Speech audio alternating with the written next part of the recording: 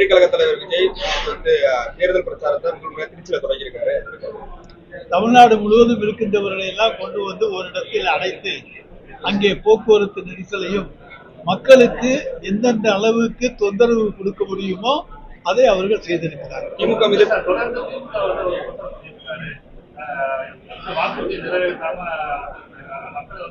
நாங்க வாக்குறுதிகள் நிறைவேற்றாலும் மக்களை சந்திக்கவே போக முடியாது.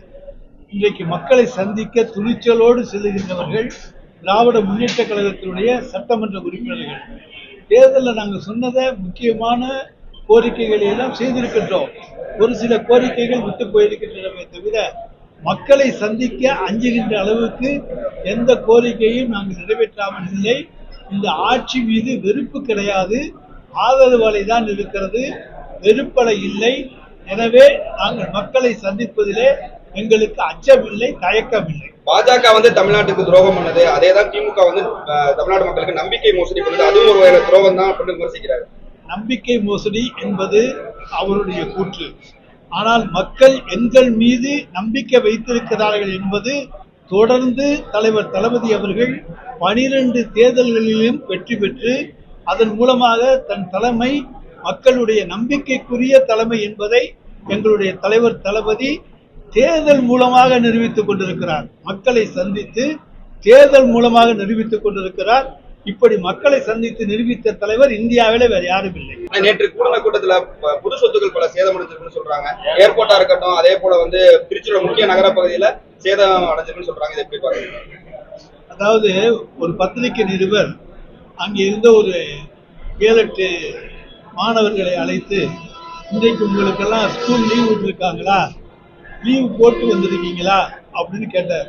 உடனே அந்த பையன் சொன்னாங்க, இன்னைக்கு எங்களுக்கு ஸ்கூல் லீவு அப்படின்னு சொன்னாங்க.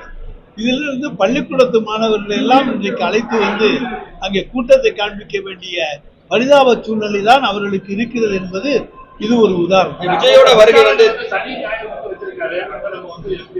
சனி ஞாயிறு தான் லீவு, மற்ற நாள்லாம் ஒர்க்கிங் டேஸ்.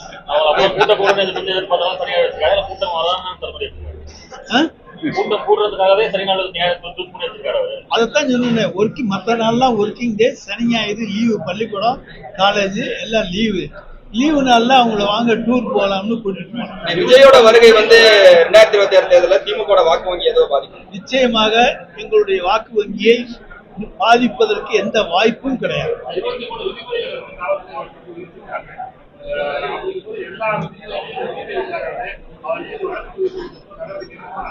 அது சட்டம் தன் கடமையை செய்யும்.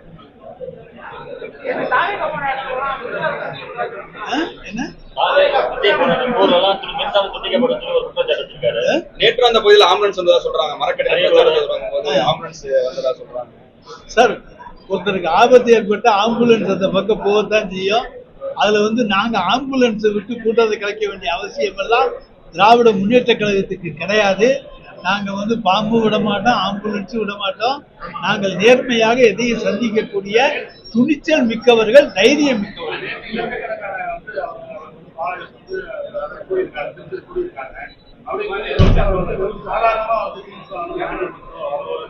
நாங்க இதை வந்து ஒண்ணு இல்ல, 2011 திடீர்னு தான் வடிவேல் தேர்தல் பிரச்சாரத்துக்கு வந்தார்.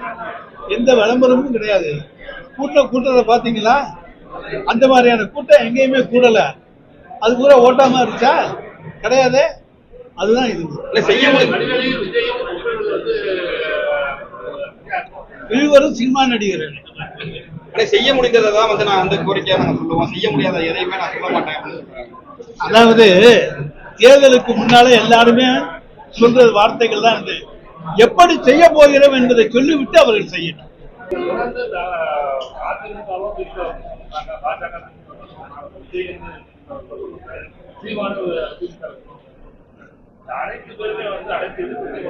பழுத்த மரத்திலே தான் கல்லடிப்படும்.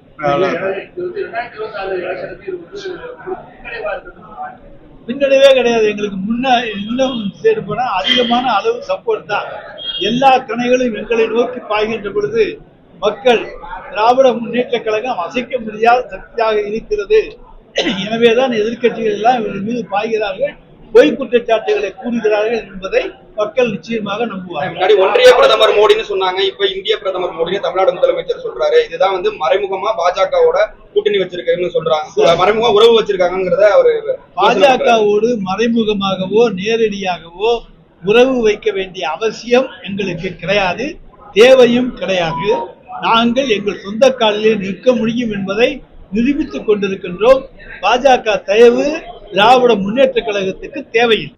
பிளே ஸ்டோர் மற்றும் ஆப் ஸ்டோரில் இருந்து பாலிமர் செயலியை QR கோடு மூலம் பதிவிறக்கம் செய்யுங்கள்.